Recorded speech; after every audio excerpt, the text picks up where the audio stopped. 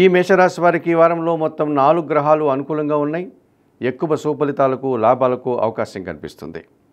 లాభంలో రాహువు సంచరించడం వల్ల ఈ వారంలో మీరు చేపట్టేటువంటి ప్రతి కార్యక్రమం కూడా లాభదాయకంగా ముందుకు వెళ్తుంది. విదేశీ వ్యవహారాలు సైతం సానుకూలంగా ఉంటున్నాయి. నూతన ఉద్యోగాలు కానీ నూతన వ్యాపారాలు కానీ ప్రారంభించుకోవడానికి అనుకూల వాతావరణం కనిపిస్తుంది.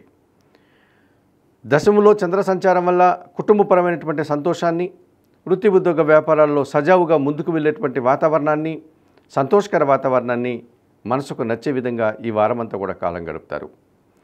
అష్టములో బుధ సంచారం వల్ల అనుకోకుండా ఒక నూతన అవకాశాన్ని చేజిక్కించుకుంటారు. జన సహకారం బాగుంటుంది. పోటీ ప్రపంచంలో మీదటువంటి శైలిలో విజయాలను సాధించుకొని నిరాడంబరంగానే మంచి అభివృద్ధిని సాధిస్తారు.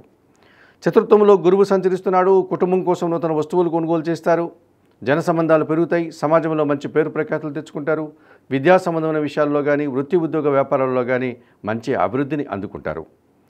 అష్టమంలో కుజ సంచారం ఉంది.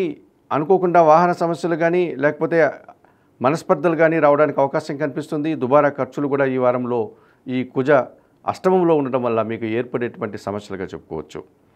ఈ రాశి వారికి వారంలో బుధ, గురు, శుక్రవారాలు అనుకూలంగా ఉన్నాయి. దానాలు ఇచ్చేటువంటి క్రమంలో ఎర్రకందిపప్పు మంగళవారం రోజు పేదవారికి కానీ పేద బ్రాహ్మణులకు కానీ దానం చేయండి. స్తోత్రపారాయణ విషయంలో సుబ్రహ్మణ్య భుజంగ స్తోత్రాన్ని ప్రతినిత్యం చదువుకోండి.